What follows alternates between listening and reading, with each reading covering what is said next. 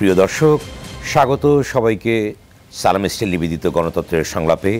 সঙ্গে আছি আমি সেলিম আমরাও খান।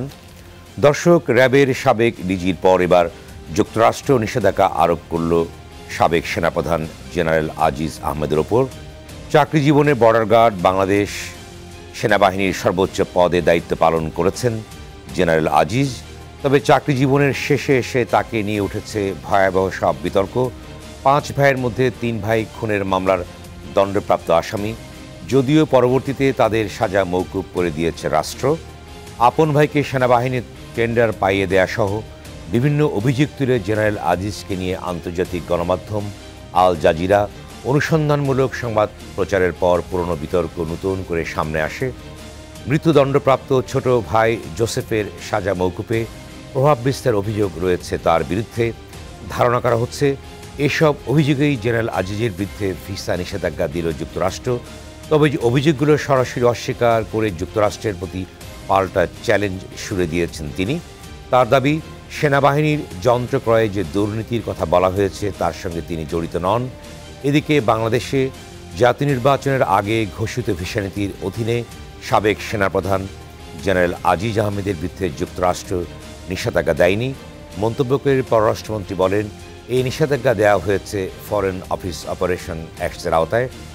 অন্যদিকে বিএনপির মহাসচিব মির্জা ফখরুল ইসলাম আলমগীর বলেছেন, জেনারেল আজিজের আগে অনেকের উপরই মার্কিন নিষেধাজ্ঞা আসলেও সরকারের ভয়ঙ্কর যাত্রা থামানো যায়নি। তা এ নিয়ে তৎকালীন নেতাকর্মীদের বিভ্রান্তি না হওয়ার কথা বলেছেন তিনি। এমন পরিস্থিতিতে আজ আমাদের আলোচনার বিষয় যুক্তরাষ্ট্রের নতুন নিষেধাজ্ঞার বার্তা কী। আর এ বিষয়ে আলোচনার জন্য আজ আমাদের সঙ্গে স্টুডিওতে আছেন আওয়ামী লীগ নেতা অ্যাডভোকেট এবিএম রিয়াজুল কবির কাউসার, বিএনপির সাংগঠনিক সম্পাদক সৈয়দ ইমরান সালে প্রিন্স এবং নাগরিক টিভির বার্তা প্রধান দীপ আজাদ। অনলাইনে যুক্ত হবেন বিশ্লেষক অধ্যাপক নাজমুল হাসান করিমুল্লাহ। দর্শক, অনুষ্ঠানের প্রশ্ন করতে অথবা মতামত জানতে ফোন করুন টেলিভিশনের পর্দায় দেখা নম্বরে অথবা লিখুন ফেসবুকে। জানিয়ে রাখছি, অনুষ্ঠানটি ফেসবুকে সরাসরি সম্প্রচার হচ্ছে। যাচ্ছে মূল আলোচনার বিষয়ে যুক্তরাষ্ট্রের নতুন নিষেধাজ্ঞার বার্তা কি। প্রথমে শুরু করতে চাই দীপ আজাদ, আপনাকে দিয়ে। আপনি জানেন যে আমি ভূমিকা উল্লেখ করেছি, এর আগেও 6 জন কর্মকর্তার বিরুদ্ধে ভিসা নিষেধাজ্ঞা দেওয়া হয়েছিল এবং সর্বশেষ যেটি ঘটল জেনারেল আজিজ অবসরপ্রাপ্ত সাবেক সেনাপ্রধানকে দেওয়া হয়েছিল ভিসা নিষেধাজ্ঞা। ব্যাপারে আপনাকে বিশ্লেষণ আছে, অর্থাৎ কদিন আগেও কিন্তু লু ঘুরে গেল বাংলাদেশে এবং তিনি বলেছেন বাংলাদেশের জন্য নতুন একটি সম্পর্ক গড়তে চায়। তার পরপরই কিন্তু এই নিষেধাজ্ঞাটা আসলো। কি বিশ্লেষণ আপনার? ধন্যবাদ সেলিম আমরা খান, প্রিন্স ভাই, কাউসার ভাই সহ RTV দর্শক যারা শুনছে তাদের সকলকে ধন্যবাদ। আমি আসলে এই আলোচনাটা শুরু করতে চাই ওইখান থেকে যেখান থেকে পররাষ্ট্রমন্ত্রী ডক্টর হাসান মাহমুদ যেটা বলেছেন।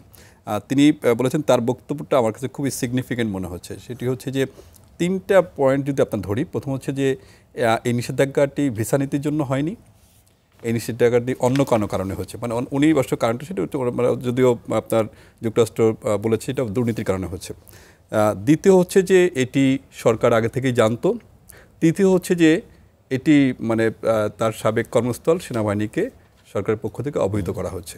এই 3টা বিষয় আপনার আমার কাছে খুবই গুরুত্বপূর্ণ এবং ইঙ্গিতপূর্ণ মনে হচ্ছে যে এটা আপনার খুবই মানে। কিন্তু দীপাজাদ যেটি অর্থাৎ উল্লেখ করেছে ম্যাথিউ মিলার, কয়েকটি পয়েন্ট সেখানে আছে। সেটি হচ্ছে গণতান্ত্রিক প্রতিষ্ঠান সমূহের অবমূল্যায়ন, দুর্নীতি তো আছেই, এবং পরবর্তী পর্যায়ে গণতান্ত্রিক প্রতিষ্ঠানগুলোকে দুর্বল করেছেন। এই ইঙ্গিতগুলোর অর্থটা কি দাঁড়ায় তাহলে? না, একটু হচ্ছে আপনি আরেকটু বলছিলেন যে মানে যুক্তরাষ্ট্রের সহকারী পররাষ্ট্রমন্ত্রী ডেনিস লুট মানে আপনার সফরের পরপরই এটি কিন্তু মানে যুক্তরাষ্ট্রে কিন্তু আপনার আগে থেকে তারা একটা জিনিস বারবার পরিষ্কার করেছে, তারা কিন্তু হঠাৎ করে কোনো সিদ্ধান্ত নেয় না।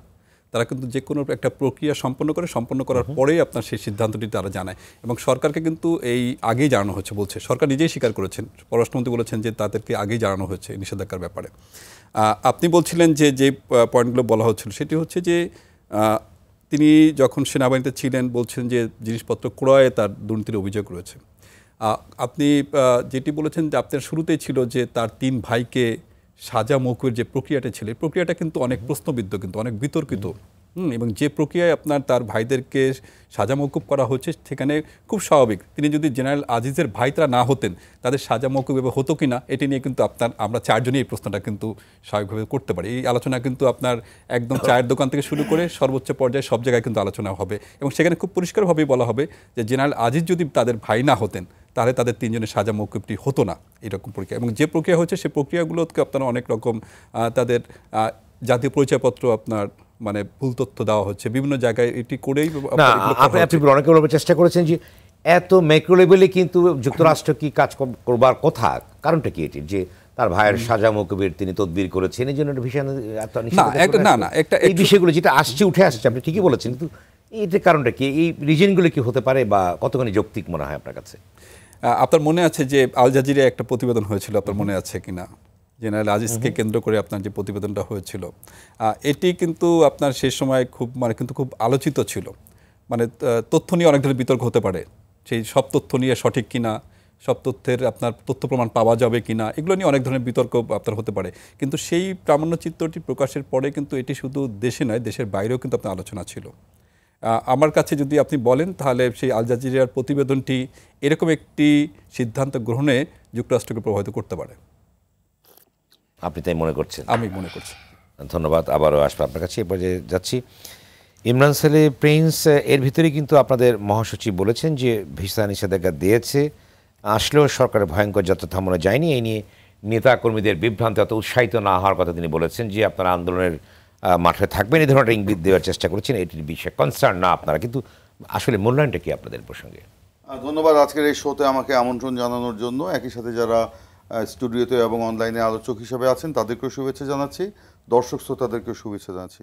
আমরা যে মুহূর্তে এই আরটিভির স্টুডিওতে বসে আমরা টক শোটি করছি সেই মুহূর্তটি বাংলাদেশের জন্য অত্যন্ত ক্রান্তিকাল, এবং এটা আমি মনে করি যে অত্যন্ত লজ্জাস্কর একটা সময়ে কিন্তু আমরা এখানে বসে কথা বলছি, যেখানে বাংলাদেশের সদ্য সাবেক সেনাপ্রধান এম এ আজিজ তার বিরুদ্ধে আপনার স্বয়ং মার্কিন যুক্তরাষ্ট্র তারা একটি স্যাংশন দিয়েছে, তার এবং তার পরিবারকে যুক্তরাষ্ট্রের নিষেধাজ্ঞা দিয়েছে, প্রবেশের ক্ষেত্রে নিষেধাজ্ঞা দিয়েছে।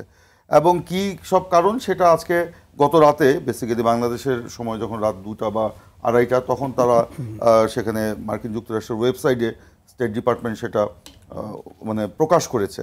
সেখানে তার স্পষ্ট করে বলেছে সেখানে যে তার ব্যাপক দুর্নীতি, তার গণতান্ত্রিক প্রতিষ্ঠান এবং অন্যান্য প্রতিষ্ঠানে অবমূল্যায়ন করা, এবং একই সাথে সেনাবাহিনীর যে কাজ তার পরিবারের সদস্যদেরকে পাইয়ে দেওয়া ইত্যাদি ইত্যাদি নানান বিষয় তারা কিন্তু এখানে উল্লেখ করেছে। এবং সেটা বাংলাদেশের জন্য অত্যন্ত লজ্জাস্কর বিষয়। আমি মনে করি বাংলাদেশের ইতিহাসে এই প্রথম যে বা আমাদের এই সাবকন্টিনেন্টেই বোধহয় এই প্রথম আমার কাছে মনে হচ্ছে যে এই সেনাবাহিনী প্রধানের বিরুদ্ধে এরকম একটি অভিযোগ আসলো।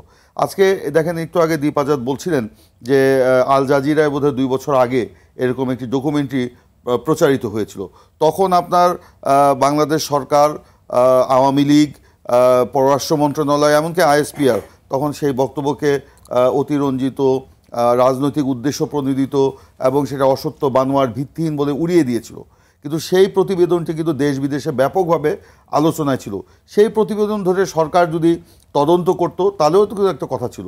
সরকার তদন্ত করেই নাই, বরঞ্চ রাজনৈতিক উদ্দেশ্য প্রণোদিত বলে সেখানে উল্লেখ করা হচ্ছে।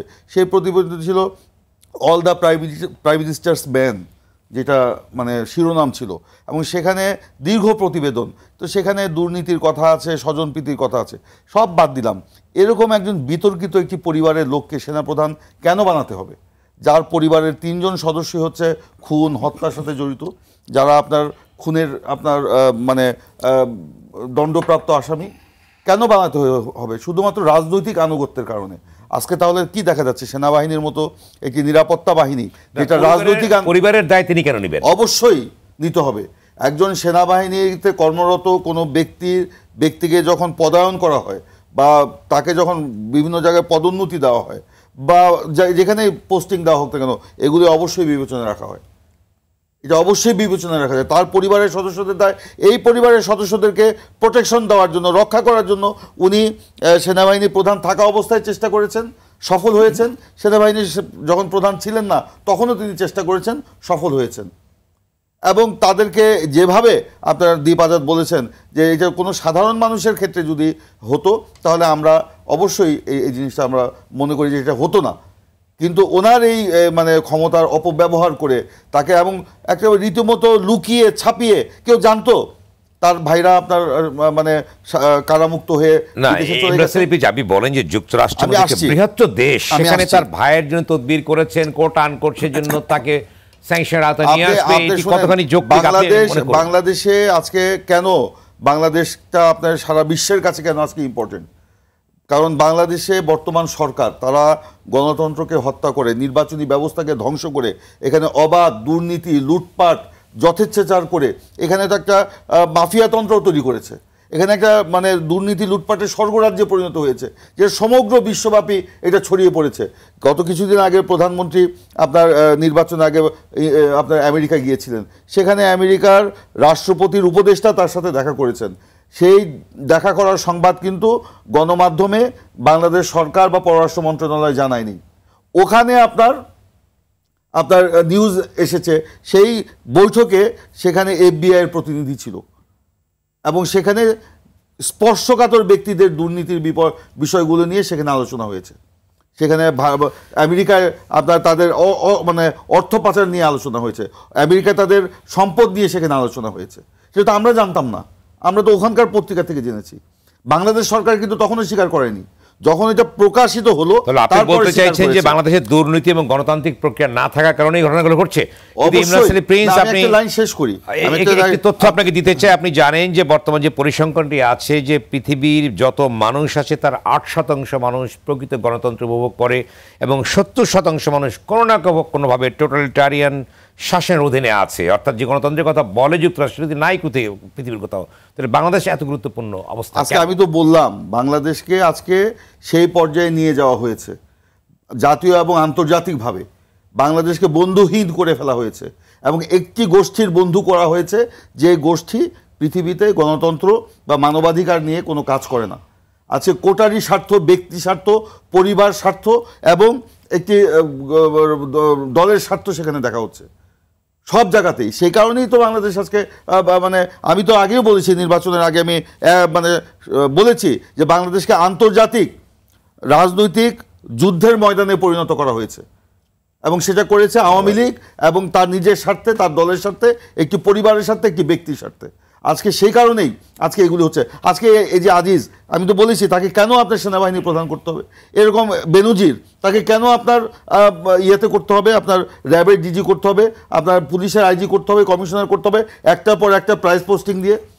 তার কি দেখা গেল, মানে হাজার হাজার কোটি টাকার সম্পদ তার উঠে আসলো। এই ব্যাপারে সরকার কোনো কথা বলেছে? বলেনি। তদন্ত করেছে? করে নাই। তা আজকে এরকম আজিজ, বেনজির ইত্যাদি ইত্যাদি আওয়ামী লীগের নেতা, মন্ত্রী, পার্টি নেতা, উপনেতা, কত লোকের নামে আপনার দুর্নীতির অভিযোগ, গ্রাম থেকে একেবারে কেন্দ্র পর্যন্ত।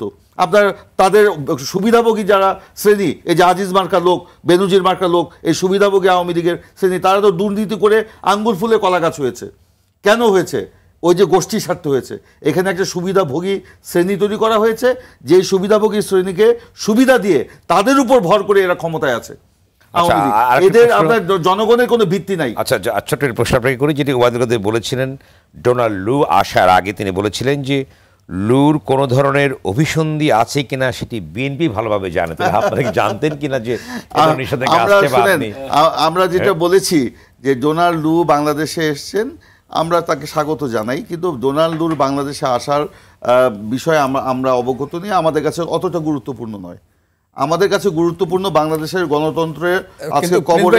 নির্বাচনের আগে তো আপনাদের কাছে মার্কিন যুক্তরাষ্ট্রের কোন কর্মকর্তা আসলেন বা এখানে সেটা খুব গুরুত্বপূর্ণ ছিল। নির্বাচনের পরে গুরুত্ব কমে গেল কেন? নির্বাচনের আগেও গুরুত্বপূর্ণ ছিল না? ছিল, কিন্তু না, নির্বাচনের আগে লেগ পিসে আমাকে বলতে দেন। ডোনাল্ড লু নির্বাচনের আগে বাংলাদেশে এসেছিলেন, তখন কি বিএনপির সাথে দেখা করেছিলেন? এটা তো আপনারা বলতে পারবেন না, দেখা করেছিলেন কিনা? আপনি তো একজন সাংবাদিক, দেখা করেন নাই। আমেরিকান ক্লাবে না, আমেরিকান ক্লাবে ডোনাল্ড লুর সাথে কোনো বৈঠক হয় নাই। সরি আমেরিকান ক্লাবে যুক্তরাষ্ট্রের অ্যাম্বাসেডর তো আপনাদের সঙ্গে সেটা হতে পারে, যুক্তরাষ্ট্রের অ্যাম্বাসেডর তো ওবায়দুল কাদের সাহেবকে তার বাসায় দাওয়াত করে খাইয়েছেন, আওয়ামী লীগের দরবেশ বাবাকেও তো খাইয়েছেন, ডোনাল্ড বরঞ্চ দরবেশের বাসায় যাচ্ছে, আমাদের কাছে আসে নাই। সম্পর্কটা বেশি, আমাদের সাথে পৃথিবীময় সকলের সাথে সম্পর্ক ভালো, এখনো ভালো, কারণ আমাদের যে চাওয়া, জনগণের যে চাওয়া, দেশে গণতন্ত্র প্রতিষ্ঠা করা, দেশে মানবাধিকার প্রতিষ্ঠা করা, নির্বাচনী ব্যবস্থা ফিরিয়ে আনা, বিশ্বাসযোগ্য গ্রহণযোগ্য নির্বাচন, সেটা আমাদের চাওয়ার সাথে তাদের চাওয়া মিলে গেছে, এখনো মিল আছে, এখনো মিল আছে। এই চাওয়া কিন্তু কেউ আমরাও পরিত্যাগ করি, তারাও পরিত্যাগ করে। ধন্যবাদ। এবং রেজুল কোকো স্যার, আপনাদের কি মূল্যায়ন আছে, বিশ্লেষণ আছে কি, যেটি ওবায়দুল কাদের আজকে বলেছেন যে এটি ভিসা নীতির আওতায় নেয়, অর্থাৎ যে কোনোভাবেই তো এটি স্যাংশন কিংবা এমবার্গো, তাহলে এটাকে ভিসা নীতি বা যেটি আছে যে 7031 সি ধারা এটি করা হয়েছে যদিও ফরেন অফিসের, কিন্তু এটা তো একটি স্যাংশন, তাই না? তাহলে আপনাদের বিশ্লেষণটা কী আছে, প্রকৃত বিশ্লেষণটা কী আছে, কী মনে হয়? আপনারা কদিন আগেও কিন্তু আপনাদের পক্ষ থেকে ডোনাল্ড লু এসেছিলেন, আপনাদের পক্ষ থেকে বলা হয়েছিল যে যুক্তরাষ্ট্র সম্পর্ক ভালো করবার জন্য বাংলাদেশে তিনি এসেছেন, তাহলে তার নমুনাটা কেই? ধন্যবাদ আপনাকে। দুইজন সহ-আলোচক বক্তব্য রেখেছেন। বক্তব্য হচ্ছিল জেনারেল আজিজের বিষয়ে, কিন্তু ইকবাল সেলিম প্রিন্স ভাই তো বলে ফেললেন গণতন্ত্র, মানবাধিকার, নির্বাচনী ব্যবস্থা, তাই না? সব বলে ফেললেন। আমি কোনটা বলবো এটা তো বলা দরকার। কিন্তু যুক্তরাষ্ট্র 2024 নির্বাচন নিয়ে কিন্তু যে তারা যে মানে কমিটমেন্ট যে মন্তব্য প্রদান করেছে, সেটি কিন্তু বলেছে যে সঠিক সুষ্ঠু হয়নি নির্বাচন সম্পর্কে বলেছে তারা। আমাকে তো বলতে হয় সুষ্ঠুর ডেফিনেশনটা কি। আমরা তো ক্যাপিটাল হিলও দেখেছি, ক্যাপিটাল দখল করেছে অনেকে, দেখি না এটা মারামারি, দেখি না। আপনারা স্যাংশন দিয়ে দেন যুক্তরাষ্ট্রের বিরুদ্ধে, না আপনাদের নেতৃত্ব বলেছেন স্যাংশন দিবেন, হ্যাঁ দিতে পারে, দিয়ে দেন না কেন? এখনই দেন, কেউ মানা করেছে? হতেই পারে।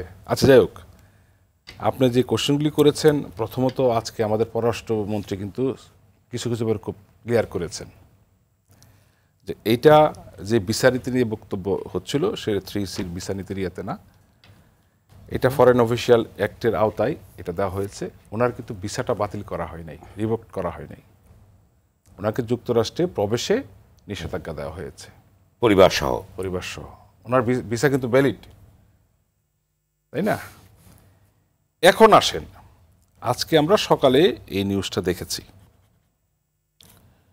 জেনারেল আজিজ রিটায়ার্ড, আমাদের বিজিবির মহাপরিচালক ছিলেন, সেনাপ্রধান ছিলেন প্রায় 3 বছর, তাই না? আমি বলি কি, আমার ব্যাখ্যাটা ইম্পর্টেন্ট না। আমি দেখেছি বিভিন্ন মাধ্যমে জেনারেল আজিজ কিন্তু এটা ব্যাখ্যা দিয়েছেন। উনি স্পষ্ট বলেছেন, আমার বিরুদ্ধে 2টা অভিযোগ করা হয়েছে এবং অভিযোগগুলি কিন্তু সরকারের কোনো কাজের সাথে রিলেটেড না, সেনাবাহিনীর সাথে। যেটা বলতে চেয়েছে 2টা বিষয়, উনি ভাইদেরকে বিভিন্ন কাজে দিয়েছেন, সহযোগিতা দিয়েছেন, আর কিছু ক্রয়ের ব্যাপারে, টেন্ডার ক্রয়ে ওনার ভূমিকা ছিল। কিন্তু স্পষ্ট বলেছেন যে কাজগুলি হওয়ার পরে উনি সেনাবাহিনীর প্রধান হিসেবে জয়েন করেছেন, ডেট উল্লেখ করেছেন। আমার মনে হয়, এবং উনি তো চ্যালেঞ্জও দিয়েছেন, হয়তো উনি এই কর্তৃপক্ষকে জানাবেন যে আপনারা যে তথ্যগুলি দিয়েছেন সেটা হয়তো ফেস করবেন। এটা তো এই জায়গায় হয়ে যাওয়া উচিত। এখানে অনেকগুলো ডানাবালা মেলেছে, অনেক কথা হয়েছে, আমি তো মনে করি কোনোটাই এটার সাথে রিলেটেড না। আর সবচেয়ে বড় কথা হলো যে উনি তো এখন সরকারের কোনো দায়িত্বে নেই। অনেকে বলছেন সরকারের কি দায় নেবেন, সরকারের তখন, এবং এতে সরকারের কোনো উপর তো কোনো এফেক্ট হবে না, হচ্ছেও না। এখানে আপনিও বলেছেন যে ডোনাল্ড লো আসার পর এটা হলো, তাই না?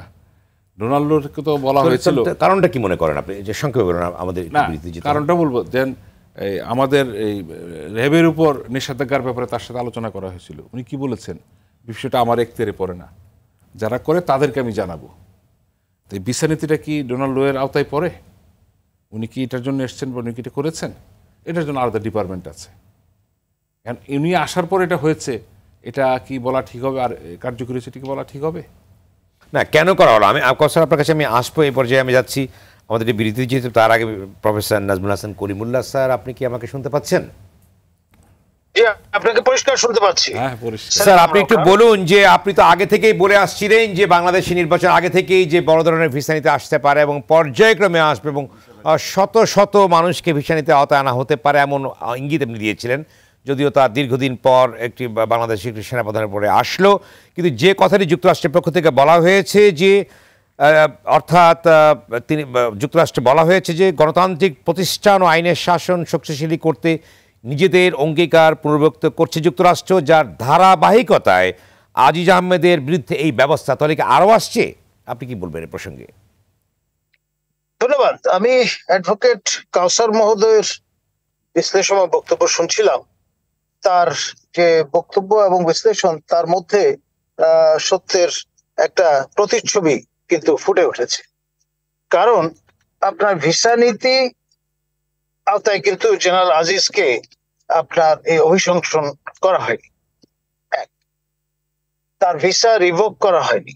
দুই, 3 নাম্বার হচ্ছে ভিন্ন ক্লজে তাকে এই আপনার নিষেধাজ্ঞার আওতায় আনা হয়েছে এবং বলা হয়েছে শুধু তিনি নন, তার নিকট আত্মীয়জনরা এর আওতায় পড়বেন। এখন আমি দীর্ঘদিন ধরে যে বিষয়গুলো নিয়ে কথা বলছিলাম, তার মধ্যে একটি হলো রিচার্ড নেফিউ মহোদয়, যিনি অ্যান্টি করাপশন মার্কিন সরকারের পক্ষ থেকে গ্লোবালি তিনি একটি গ্রন্থ রচনা করেছিলেন, দ্য আর্ট অফ স্যাংশনস। তার রেফারেন্সে আমি বলছিলাম যে তিনি বাংলাদেশে এসেছিলেন, এসে আমাদের দুদকে গিয়েছিলেন এবং সেই সঙ্গে পররাষ্ট্র মন্ত্রণালয়ে গিয়েছিলেন এবং আমাদের সচিব মহোদয়কে ইমপ্রেস স্থাপন করতে সক্ষম হয়েছিলেন, বিশেষ করে আপনার আমাদের যে মিনিস্টার অফ ফরেন অ্যাফেয়ার্স এর সচিব মহোদয়, যে স্যাংশন পারে দুর্নীতি নিরোধে একটা বড় হাতিয়ার, খেয়াল করেন। এবং সেই ইঙ্গিত প্রদান করে আপনার তাহলে আপনি কি মনে করেছেন যে এখানে দুর্নীতি আছে না অন্য কোনো বিষয় আছে? স্যার এই প্রসঙ্গে বলবেন, আপনার কাছে আমি আসবো। একটি ছোট্ট বিরতি নিতেই হচ্ছে স্যার, এরপর আবারও আসবো আপনার কাছে। দর্শক নিচ্ছে ছোট্ট বিরতি, সঙ্গেই থাকুন।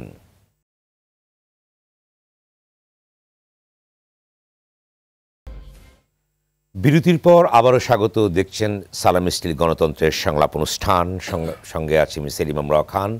আজ আমাদের আলোচনার বিষয় যুক্তরাষ্ট্রের নতুন নিষেধাজ্ঞার বার্তা কি। ফিরছে আলোচনায় এই পর্যায়ে আবারও যাচ্ছি প্রফেসর নাজমুল হাসান করিমুল্লাহ। আপনি নিশ্চয়ই আমাকে শুনতে পাচ্ছেন? আপনি যেখানে আপনি শুরু করেছিলেন বিষয়টি যদি বলেন। আমি যেখানটায় থেমেছিলাম আপনার ব্রেকে যাওয়ার আগে, সেখান থেকে যদি আবার শুরু করি, তাহলে আমি যেটি বলবো সেটি হচ্ছে আপনার ভিসা নীতি বিষয়টি এক, আর এই যেই আপনার ডিকটামের আওতায় এই নতুন নিষেধাজ্ঞা জারি করা হলো সেটি আরেক। এবং এটা মূলত রিচার্ড নেফিউ মহোদয়, যিনি global coordinator of anti corruption drive part of United states of America, তার গবেষণা প্রসূত ইনোভেশন এটি। এবং আপনার এমন একজন ব্যক্তি এবং পরিবারকে আপনার টার্গেট করা হয়েছে, যেটা নিয়ে প্রচুর হইচই হয়েছে এবং এটার নানান রকমের রেমিফিকেশন আছে। ধরুন জেনারেল আজিজ, তিনি দুটি বাহিনী কমান্ড করেছেন। প্রথমত যেটা বিডিআর ছিল, এখন বিজেপি, এবং ওই দায়িত্বে থাকাকালীন সময় তিনি পরিষ্কার বক্তব্য হাজির করেছিলেন, বলেছিলেন আমরা অস্ত্র চালনা শিখেছি হাতে চুরি পরে থাকার জন্য নয়, দেখা মাত্র গুলি করা হবে। খেয়াল করেন, এটা যে প্রতিক্রিয়া তৈরি করছিল আন্তর্জাতিক ভাবে যারা মানবাধিকার নিয়ে কাজ করেন, অন্যান্য ইস্যুগুলো নিয়ে, সেটা অনেকের অ্যান্টেনায় ধরা পড়ে। পরবর্তীতে সেনা প্রধান হিসেবে দায়িত্ব গ্রহণ করার পর তিনি আপনার সন্তোষ ব্যক্ত করেছেন আপনার নির্বাচনের যে প্রক্রিয়ায় তা অনুষ্ঠিত হয়েছে ইত্যাদি বিষয়। ফলে এই ধরনের রাজনৈতিক বিষয় আশয় নিয়ে যারা কাজ করেন তাদেরও অ্যান্টেনায় বিষয়টি তারা ফ্ল্যাগ আউট করেছে। এবং এই যে গ্লোবাল ক্যানভাস, সেখানটায় বিষয়গুলোকে নিয়ে অনুপুঙ্খ নানান রকমের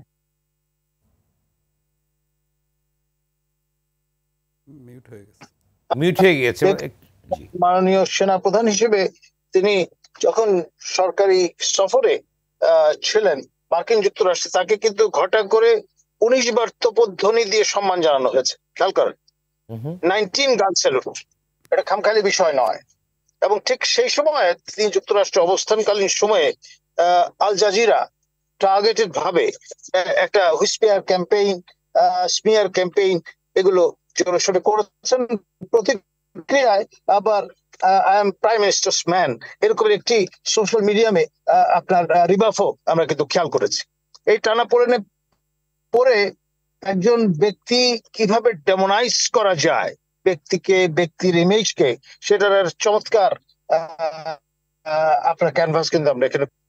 এবং জেনারেল আজিজের এই ইস্যুটাকে আমার ঈশ্বরচন্দ্র বিদ্যাসাগরের কথা মনে পড়ছে। আপনাদের আমার সবারই শৈশবে আমরা জেনেছি যে তিনি প্রমত্তা সেই দামোদর নদ তা আপনার জীবনের ঝুঁকি নিয়ে অতিক্রম করেছিলেন মায়ের প্রতি ভালোবাসা দেখানোর প্রদর্শনের অংশ হিসেবে। ঠিক তেমনি ভাবে সহোদর দুজনের এই যে পরিণতি তা তার মাতৃ যে মুখমণ্ডল তাকে বিষাদাচ্ছন্ন করেছিল, এবং মায়ের মুখে হাসি ফোটাবার তাগিদেই তিনি কিন্তু এই ধরনের জীবনের তার সারা জীবনের অর্জনের এবং পেশাদারিত্বের ঝুঁকি নিয়ে তিনি কিন্তু এই ভ্রাতদের তিনি রক্ষা করবার চেষ্টা করেছেন। স্যার আপনি বলেন, সংক্ষেপে বলুন স্যার, যে এই যে বিষয়টি আশা করি যে জীবনের ঝুঁকি নিয়েছেন তা নয়, জীবনের যা কিছু অর্জন সবকিছুর ঝুঁকি নিয়েছেন জেনারেল আজিজ এই ক্ষেত্রে। স্যার আপনি বলুন তো কেন নিষেধাজ্ঞার আওতায় তাকে আনা হলো, কারণটা কি মনে হয় সংক্ষেপে যদি বলেন আপনি। এটার একটা চমৎকার রাজনীতি আছে। মার্কিন যুক্তরাষ্ট্রের যে আপনার ব্যবস্থাদি সেটা রাজনীতির মুক্ত, এটা বলার সুযোগ নেই। স্যার জেনারেল আজিজ একটি কথা বলেছেন, সরকারকে কিছুটা বিব্রত করতে বা হেয় করতে এই নিষেধাজ্ঞা। হেরিকেট টমাস মহোদয় বছরখানেক আগে সতর্ক করেছিলেন আমাদের সবাইকে জাতীয়ভাবে যে বছরখানেক পরে আমরা যদি ট্র্যাকে না আসি তাহলে ভয়ঙ্কর একটা কিছু ঘটবে। সেই ভয়ঙ্কর বিষয়টা হচ্ছে 111 এবং সরকারি অর্থ খরচ করে আমার এখনো চোখে ভাসছে আপনার আমাদের জাতীয় প্যারেড গ্রাউন্ডে আপনার করদাতাদের টাকা অপচয় করে বিশাল প্রমাণ সাইজের রুই এবং কাতলা বানানো হয়েছিল এবং সেগুলি প্রদর্শন করে বাহাবার চেষ্টা হয়েছে। এবং আমি ব্যক্তিগতভাবে বিশ্বাস করি বাংলাদেশের জন্ম থেকে শুরু করে পর্যন্ত বিগত বছরগুলোতে সবচেয়ে বেশি দুর্নীতির কাণ্ডগুলো সংগঠিত হয়েছে 111 এর সময়। দুর্নীতি বিরোধী। স্যার একটা ছোট্ট প্রশ্ন, আরো কি যেটা ইঙ্গিত আমরা পাচ্ছি যে এই ধারাবাহিকতা আজিজ আহমেদকে বিরুদ্ধে ব্যবস্থা, তাহলে কি আরো কি ভিসা নীতির আওতায় কেউ আসবে মনে হচ্ছে? এতে আপনার কোনো সন্দেহ নেই, কারণ this is just the beginning. আরো আসছে। মনে আছে আমি আমার একেবারে শো যখন শুরু করি বছর দুয়েক আগে, তখন একটি সংখ্যার কথা বলেছিলাম। সংখ্যাটি কত স্যার? বলেছিলাম 567 জনের তালিকা, সেটি কিন্তু আস্তিনের নিচে রাখা আছে। ধন্যবাদ স্যার, আমি আসবো আবারও আপনার কাছে যদি থাকেন। দীপ আজাদ, আপনাকে ছোট্ট করে বিশ্লেষণ করবে, আমার আলোচনা প্রায় প্রান্তে চলে এসেছি। বলুন যে আরও ভিশন অর্থ বলতে চেয়েছেন যে দুর্নীতি বা যে বিষয়গুলো আনা হয়েছে, স্যার যেটি বলবার চেষ্টা করলেন যে এগুলা মার্কিন নীতিটি আসলে রাজনীতির বাইরে নয়, যার ফলেই যেটি জেনারেল আজিজ বলবার চেষ্টা করেছেন সরকারকে কিছুটা বিব্রত করতে বা হেয় করতেই এই স্যাংশন দেওয়া হয়েছে। আপনি কি বলবেন? না, আমি প্রথম হচ্ছে যে অধ্যাপক কলিমুল্লাহর সাথে আমি একটা জায়গায় একমত, সেটি হচ্ছে যে ভিসা নীতির আওতায় মানে এরকম আপনার আরও মানে আগে থেকেই আপনার একটা তালিকা ছিল, এবং সেটি যে মানে নির্বাচনের আগে পরে যে সংখ্যাটা খুবই কম ছিল সেটা নিয়ে অনেক ধরনের কথা তর্ক বিতর্ক অনেক ধরে ছিল। এটা কিন্তু আপনার মানে যুক্তরাষ্ট্র কিন্তু বারবার বলছে তারা একটা প্রক্রিয়ার মধ্যে দিয়ে এই কাজগুলো করে, মানে হঠাৎ করেই আজকে মনে হলো হঠাৎ করেই কালকে একজনকে দিয়ে দিল, বিষয়টা কিন্তু এরকম না। এটি আমি অধ্যাপক কলিমুল্লাহর সাথে একমত। দ্বিতীয় হচ্ছে যে সরকারকে হেয় করা হলো বা এই করা হলো, এইটার সাথে আমি ব্যক্তিগতভাবে একমত নই। কোনো ব্যক্তির যদি আপনার কোনো ধরনের দুর্নীতি অনিয়ম আপনার কোনো রকম মানে অভিযোগ থাকে, সেটি আপনার মানে ব্যক্তির দায় আপনার কখনো পুরো সরকারের দায় হতে পারে না। আপনি সরকারকে এই জায়গায় দায় করতে পারেন যে ব্যক্তি নিয়েই তো আবার সরকার। না, ব্যক্তি নিয়ে সরকার ঠিক আছে, আপনি হয়তো সেই ব্যক্তি যদি আপনি বলেন যে ব্যক্তির কর্মকাণ্ড যে আপনার যে পরিমাণ আপনার জবাবদিহিতার গণতান্ত্রিক প্রক্রিয়াকে ধ্বংস করার যে বিষয়গুলো এগুলোকে ব্যক্তি করতে পারে যদি প্রাতিষ্ঠানিকভাবে সকলের সংযুক্ত না থাকবে। যুক্তরাষ্ট্র তো রাজনীতি বাইরে কিছু করে না। এখন তো আপনি যিনি নিষেধাজ্ঞা দিয়েছেন তাকে আসলে প্রশ্নটা করতে হবে, পরিষ্কার হতে হবে, কারণ শব্দগুলো হচ্ছে গণতান্ত্রিক প্রতিষ্ঠানকে অবমূল্যায়ন করা। হ্যাঁ, এই জায়গায় এখন এটা ব্যাখ্যা জানতে হবে। এক লাইনে যদি একটা শব্দ বা দুটো শব্দ যদি আপনি অভিযোগটা বলেন তাহলে এটি আসলে ব্যাখ্যা করার সুযোগ কিন্তু সময় কিন্তু এখানে না। যারা আপনার অভিযোগটা দিয়েছেন বা যারা নিষেধাজ্ঞা দিয়েছেন তাদেরকে আপনার এক্ষেত্রে ব্যাখ্যাটা যদি পরিষ্কারভাবে পাওয়া যায় তাহলে হয়তো এই বিষয়ে কথা বলার সুযোগ। কিন্তু আমি সরকারের দায় ওইখানে দেখি, আপনার যেভাবে জেনারেল আজিজ এই বিষয়টিকে আপনার সরকারের সাথে জড়িত করার চেষ্টা করছেন, এই জায়গায় আমি মনে করি তিনি নিজেকে বাঁচাতে বা নিজেকে এই প্রক্রিয়ার সাথে সরকারকে মেলাতে চেষ্টা করছেন। এই জায়গায় আপনার প্রশ্ন হচ্ছে আমার, সেটি হচ্ছে যে সরকারের দায় অতটুকুই, যদি আপনার জেনারেল আজিজের বিরুদ্ধে কোনো সুস্পষ্ট তথ্য প্রমাণ অভিযোগ ওঠে, সেই অভিযোগটির তদন্ত বা জবাবদিহিতার আওতায় না আসা ওইটুকু আপনার দায় হইতে পারে আপনার সরকারের। কিন্তু এই তার নিষেধাজ্ঞা আপনার এটি সরকারকে হেয় করা, সেটি আপনার আমি মনে করি যেটি বলেছেন। ধন্যবাদ। আবার আমার প্রায় আলোচনা শেষ পর্যায়ে আছে। ইমরান সেলফিন, আপনি 1 মিনিটে বলুন যে আসলে বিষয়টি কি দাঁড়াচ্ছে কি। আপনি বললেন যে প্রথমে আমি বলি যে জেনারেল আজিজের যে বিষয়টা, এটা আমি আগেই বলেছিলাম, আমি বোধহয় তখন একটু অস্পষ্ট ছিল। আমি বলবো যে আমাদের গৌরবোজ্জ্বল যে সেনাবাহিনী, আমাদের গৌরবের ধন, সেই সেনাবাহিনীকে অত্যন্ত সারা বিশ্বে হেয় প্রতিপন্ন করেছে। শুধু সেনাবাহিনী নয়, বাংলাদেশকে হেয় প্রতিপন্ন করেছে। কারণ একটা সেনাবাহিনীর প্রধান হয়ে তিনি যেসব কাজ করেছেন, এখন আপনি বলছেন যে তার দায় সরকার কেন নিবে? অবশ্যই সরকারকে নিতে হবে, কারণ এই আওয়ামী লীগ সরকারের পাহারা দেওয়ার জন্যই তো তাকে আজকে এই পরিস্থিতি তৈরি হয়েছে। আওয়ামী লীগ সরকারের পৃষ্ঠপোষকতায় এবং তার প্রচ্ছন্ন সহযোগিতায় তিনি এই দুর্নীতি এবং অপকর্মগুলি করেছে। যদি ধরেন যে তার ভাইদের আপনার মুক্ত করার ব্যাপারে, এইটা আওয়ামী লীগ সরকার কি এখানে দায়ী নয়? তার ভাইদের আপনার আইডি কার্ড নতুনভাবে করা, পাসপোর্ট তৈরি করা, আবার এই যে বিদেশে গেল, আমরা যে all the prime ministers man, ওরা সবাই প্রধানমন্ত্রীর লোক বলে যেই ডকুমেন্টারিটা হলো, ওখানে তো পরতে সব কিছু ওখানে বলা আছে। এটার জন্য কি আওয়ামী লীগ দায় এড়াতে পারবে? সরকার দায় এড়াতে পারবে? বাংলাদেশে এই আওয়ামী লীগের পৃষ্ঠপোষকতায় যারা পদায়ন হচ্ছে বা যেসব প্রশাসনিক কর্মকর্তারা এখানে থাকছে, কলিমুল্লাহ হয়তো বললেন যে সেখানে উনি বলেছিলেন যে আমরা কি অস্ত্র রেখেছি মানে ব্যবহার না করবো না, তা ঠিক না। এটা কখন বলেছেন? রাজনৈতিক আন্দোলনকে দমন করার জন্য একজন সেনাবাহিনী প্রধান এ কথা বলতে পারে না। 18 সালে নির্বাচনে ওনার যে ভূমিকা, সেই ভূমিকা আপনার কেউ অস্বীকার করতে পারবে না। আপনি বলেছেন যে আজকে সমগ্র বিষয়গুলো নিয়ে এক জায়গায় নিয়ে আসতে হবে। এই যে ডোনাল্ড রু বাংলাদেশে আসলেন, সেখানে প্রধানমন্ত্রীর বেসরকারি খাত বিষয়ক উপদেষ্টা বললেন র্যাবের স্যাংশন উঠে যাচ্ছে, পররাষ্ট্রমন্ত্রী বললেন জিএসপি ফেরত পাচ্ছে, আর আমেরিকার স্টেট ডিপার্টমেন্ট থেকে বলা হলো র্যাবের নিষেধাজ্ঞা উঠে যাওয়ার কোনো সুযোগ নাই বা কোনো বিষয় নাই। আর জিএসপির ব্যাপারে বললো এই নিয়ে তার কাছে নতুন কোনো তথ্য নাই, এটা উঠে যাওয়ার ব্যাপারে। তার মানে কি বাংলাদেশের সরকারের প্রধানমন্ত্রীর উপদেষ্টা, পররাষ্ট্রমন্ত্রী, ওনারা ডোনাল্ড রুর এই বক্তব্যকে টুইস্ট করে বা মিথ্যাচার করছেন? এটা কি ওনাদের কাছে নাই? তাহলে আপনি মনে করছেন যে চাপ আসছে সরকারের উপর? সরকারের উপর চাপ, আমাদের কলিমুল্লাহ সাহেব তো বললেন 600 কতজনের কথা, 570। আমি শুনেছি এর মধ্যে রাজনীতিবিদ আছে, মন্ত্রী আছে, এমপি আছে, সাংবাদিক আছে, বিভিন্ন চ্যানেলের মালিক আছে, ব্যাংকের মালিক আছে, ব্যবসায়ী আছে, এই সরকারের পৃষ্ঠপোষক, কি বলে আওয়ামী লীগের নেতাকর্মী আছে, উপজেলার চেয়ারম্যান আছে, বহু লোক নাকি আছে, শুনেছি। ব্যুরোক্রেটের কথা বললাম, সচিব নাকি আছে। ধন্যবাদ। শোনা কথা, এটা আমি জানি না, শোনা কথা আমাদের। রেজাউল করিম স্যার, আপনার কি বক্তব্য আছে? না, দেখুন, আমরা যে আলোচনাটা করছি এটা কিন্তু একপাক্ষিক।